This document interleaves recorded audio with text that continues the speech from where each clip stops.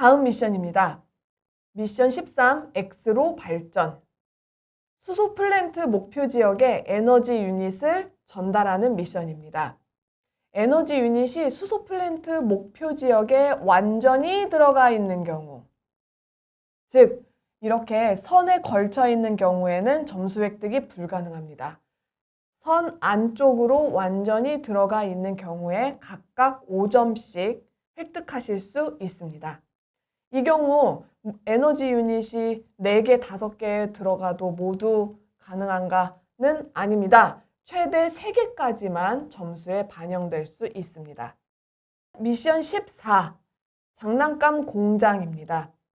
에너지 유닛을 장난감 공장에 전달하고 미니 공룡 장난감을 분리하는 미션입니다. 에너지 유닛이 장난감 공장 뒤쪽의 슬롯, 빨간색 호퍼에 최소한 일부라도 있는 경우, 자, 이 부분이 다른 부분하고 또 조금 다른 부분인데요. 최소한 일부라도 있는 경우, 즉, 이 빨간색 호퍼 부분에 걸쳐만 있는 경우에도 점수를 획득하실 수 있습니다. 그리고 이 뒤쪽, 빨간색 호퍼 뒤쪽의 슬롯에 또 마찬가지로 에너지 유닛이 걸쳐지거나 들어가는 경우에는 5점을 획득하실 수 있습니다. 또 미니 공룡 장난감이 분리된 경우에 10점을 획득하실 수 있습니다. 마지막 15번째 미션입니다. 충전식 배터리입니다. 에너지 유닛을 충전식 배터리 목표 지역에 전달하는 미션입니다. 에너지 유닛이 충전식 배터리 목표 영역에 완전히 들어간 경우 최대 3개까지 각각 5점씩 획득하실 수 있습니다. 충전식 배터리를 이 위치에 가져다 놓는 경우에는 점수 획득이 불가능합니다. 오로지 에너지 유닛만이 점수를 획득하실 수 있습니다. 자, 이제 정밀 토큰에 대해서 설명드리겠습니다. 여러분은 무료 점수 50점 상당의 6개의 정밀 토큰을 시작으로 경기를 시작할 수 있습니다. 자, 심판이 이 토큰을 관리를 하게 되는데요. 자, 홈 바깥에서 로봇을 중단할 경우 심판은 토큰 1개를 제거합니다. 경기를 다 종료하고 남은 토큰 수만큼의 점수를 얻을 수 있습니다. 남은 토큰의 개수가 이렇게 1개일 경우에는 10점, 2개일 경우에는 15점, 그리고 6개일 경우에는 50점을 획득하실 수 있습니다. 자, 눈여겨보실 만한 부분은 5개가 남아있을 때도 50점을 획득할 수 있다는 점입니다. 즉, 정밀 토큰 하나를 제거해도 점수에는 영향을 주지 않는다는 점, 이 점을 꼭 활용하시기 바랍니다. 규정은 모든 로봇 게임 용어는 명확하고 오직 그것이 말하고자 하는 것만을 의미합니다. 세부 사항이 언급되어 있지 않은 경우에는 문제가 되지 않습니다. 그래서 규정집을 꼭 꼼꼼하게 살펴보셔야 합니다. 규정과 미션 혹은 경기장 설치가 조정되거나 또는 설명이 필요한 경우 챌린지 업데이트가 발표됩니다. 챌린지 업데이트는 요 QR코드에서 실시간으로 확인하실 수 있습니다. 저희 사단법인 상상에서도 챌린지 업데이트를 수시로 확인하고 있습니다.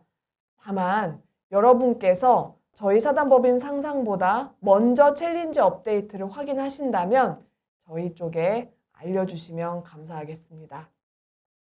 챌린지 업데이트는 사단법인 상상 홈페이지에서 지속적으로 한국어 번역해서 올려드릴 예정입니다. 올해 새로워진 규정 꼭 체크하시기 바랍니다. 2개의 홈 영역과 2개의 출발 구역이 있다는 점 꼭 기억하시기 바랍니다. 경기장 양쪽에 2명씩 총 4명의 테크니션이 허용됩니다. 이 모든 변경사항을 설명하기 위해서 이 규정집이 작성이 되었기 때문에요. 이전에 대회에 참가하셨던 팀들께서도 꼭 규정집을 처음부터 끝까지 상세하게 검토하시기 바랍니다. 경기 전 장비입니다. 모든 장비는 공장에서 조립 부품으로 제작된 레고로 만들어져야 합니다. 비정기적인 레고 부품은 어떤 세트라도 사용할 수 있습니다. 팀이 원하는 만큼 사용할 수 있지만 기억하셔야 하는 것은 맨 처음 여러분이 사용할 모든 장비가 홈 영역 안에 완전히 들어가면 추가 점수를 받을 수 있다는 점 꼭 기억하시기 바랍니다. 레고의 전기장치는 아래에 설명된 레고 에듀케이션 스파이크 프라임 또는 스파이크 에센셜 마인드스톰, 로봇 인벤터 등 동등한 NXT도 허용됩니다. 팀은 레고 와이어, 컨트롤러 전원팩 1개 또는 AA 배터리 6개, 마이크로 SD 카드 1개를 사용할 수 있습니다. 여기에서 AA 배터리 6개를 무게중심과 같은 다른 전원 공급을 하는 역할이 아닌 다른 역할로 사용하기도 하는 팀이 간혹 있습니다. 이런 경우는 불가능합니다. AA 배터리는 꼭 전원 공급의 용도로만 사용되어야 합니다. 팀은 모든 소프트웨어 혹은 프로그래밍 언어를 사용할 수 있습니다. 단 어떤 유형의 리모컨도 허용되지 않습니다. 로봇은 자동으로 작동되어야 합니다. 팀은 프로그램 메모를 위해서 홈 영역당 한 장의 노트 종이를 가져올 수 있습니다. 이것은 장비로 간주되지 않고요. 홈 영역당 한 장의 노트이기 때문에 양쪽 홈 영역 각각 한 장씩이라고 이해하시면 되겠습니다. 추가 혹은 중복 미션 모형은 허용되지 않습니다. 자, 경기 전 준비입니다. 경기는 공식 테이블에서 진행됩니다. 경기가 시작되기 전에 경기 전 검사를 통과하고 모든 장비를 제자리에 놓아야 합니다. 팀의 모든 장비는 2개의 출발 구역 안에 있어야 하고요. 높이 제한 305mm를 지키셔야 합니다. 만일 팀이 높이 제한을 지키고 오직 하나의 출발 구역에 모든 장비를 둘 수 있다면 그 팀은 시작하면서 20점을 획득하고 시작할 수 있습니다. 중요한 부분이 또 나옵니다. 팀에게는 추가적인 보관 공간이 제공되지 않습니다. 보관 테이블이나 트롤리는 허용되지 않습니다. 모든 장비는 테이블이나 테이블 위에 있거나 테크니션의 손에 있어야 합니다. 그리고 테이블 위에 보관된 장비는 필요에 따라서 기존의 왼쪽 및 오른쪽 벽을 지나 확장된 공간에 보관할 수 있습니다. 즉, 벽 위에 걸쳐 놓을 수도 있고요. 테크니션의 손 위에 있을 수도 있습니다. 바닥에 내려놓아서는 안 된다는 점은 꼭 기억하시기 바랍니다. 검사를 통과한 후에 팀에게는 몇 분 동안 준비할 시간이 주어지는데요. 여러분께서는 미션 모형이 제대로 설치되었는지 확인하고 싶으실 수도 있습니다. 이 경우에는 각 팀의 팀원들이 직접 미션 모형을 만져볼 수 없습니다. 미션 모형이 제대로 설치되었는지 확인하고 싶으실 때는 꼭 심사위원에게 요청하셔야 합니다. 팀은 로봇을 원하는 출발 구역에 둡니다. 팀원은 2 그룹으로 나누어 경기장의 양쪽에 한 그룹씩 배치합니다. 왼편과 오른편 2 그룹으로 나뉘어서 경기장의 양쪽에 한 그룹씩 배치됩니다. 이때 이 멤버는 양쪽의 편을 바꿀 수 없습니다. 즉, 왼편에 있던 멤버가 오른편으로 이동할 수 없고요. 오른편에 있던 멤버가 왼편으로 이동할 수 없습니다. 다만 같은 편 안에 있는 팀원들끼리는 서로 자리를 바꿀 수 있습니다. 홈은 팀의 안전한 공간입니다. 계속 살펴본 바와 같이 홈은 왼편 홈과 오른편 홈 두 영역으로 나뉩니다. 테크니션은 로봇, 장비, 미션 모형이 완전히 홈 영역 안에 있을 때에만 손으로 만질 수 있습니다. 출발을 하고 나면 테크니션은 움직이는 것을 막을 수 없습니다. 로봇과 로봇이 움직이려고 하는 모든 것은 완전히 출발 구역 안에 있어야 합니다. 테크니션은 로봇을 제외하고 홈 영역 바깥에 있는 어떤 것도 만지거나 해당 영역 밖으로 이동하거나 연장할 수 없습니다.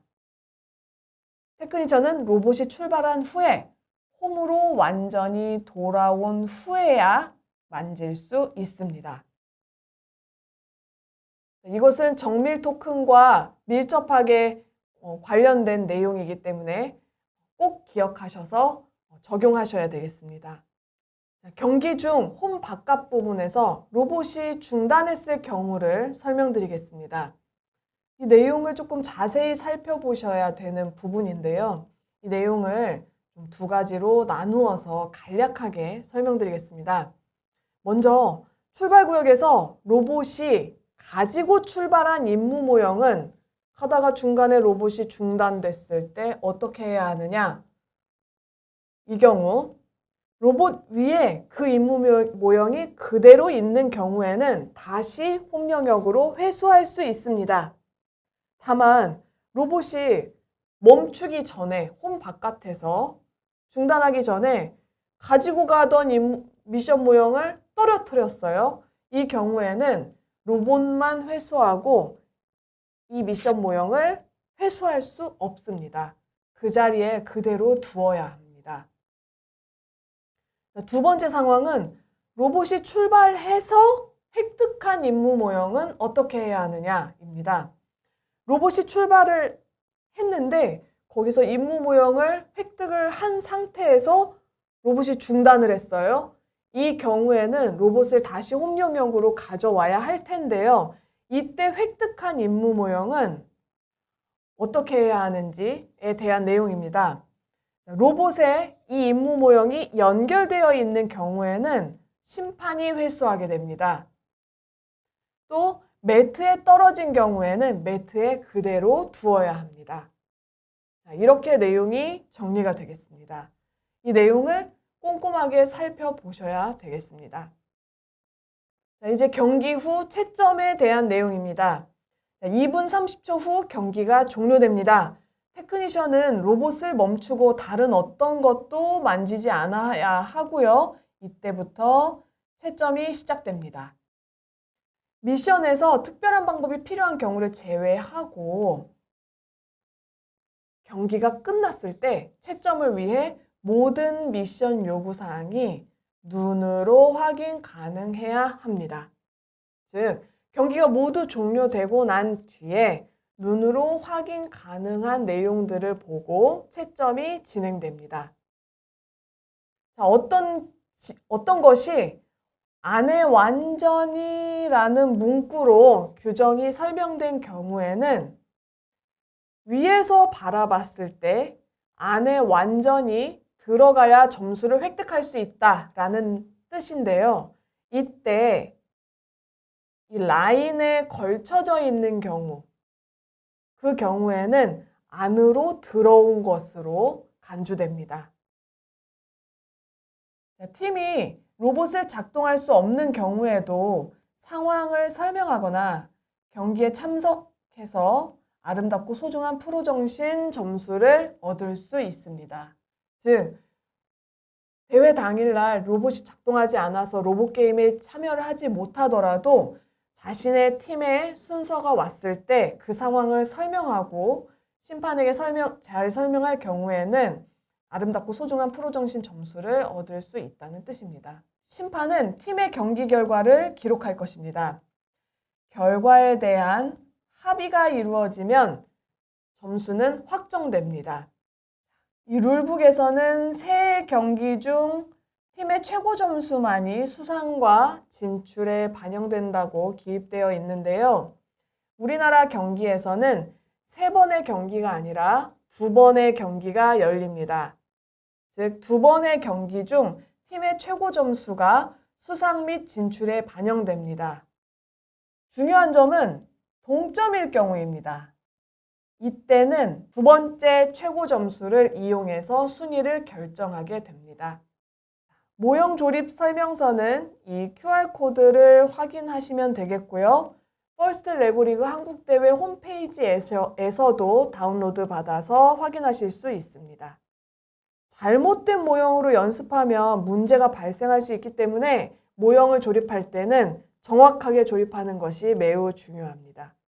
미션 모형 조립 정보는 이렇게 되어 있으니까요. 꼭 확인하시고요. 경기장 설치 방법 또한 확인하시기 바랍니다. 다시 한번 말씀드리지만 각각의 예선대회와 본선대회에서 경기장 크기가 현장에서 조금씩 다른 상황이 벌어질 수 있습니다. 그 오차 범위는 좌우 각각 플러스 마이너스 5mm 정도가 되겠습니다. 유닛의 개수를 꼭 확인하시기 바랍니다. 에너지 유닛이 12개, 연료가 3개, 하이브리드는 1개, 충전식 배터리 1개, 그리고 물 1개, 고리가 달린 물 3개. 개수를 꼭 확인하시고 연습을 시작하시기 바랍니다. 미션 모형을 설치할 때 이 내용을 참고하시고요. 로봇 이동 경로 다이어그램입니다. 이 페이지는 인쇄하셔서 차후에 미션 수행할 때 전략을 수립하는 경우 전략 수립할 때 스케치할 수 있는 용도로 활용하시면 좋습니다. 점수표입니다. 앞서 자동으로 점수를 계산할 수 있는 QR코드가 있다는 점을 설명드렸습니다. 여기에는 페이퍼로 점수를 기입해서 총점을 매겨볼 수 있는 점수표가 수록되어 있으니까요. 연습하실 때 활용하시기 바랍니다. 여기까지 로봇게임 룰북 설명을 마치겠습니다.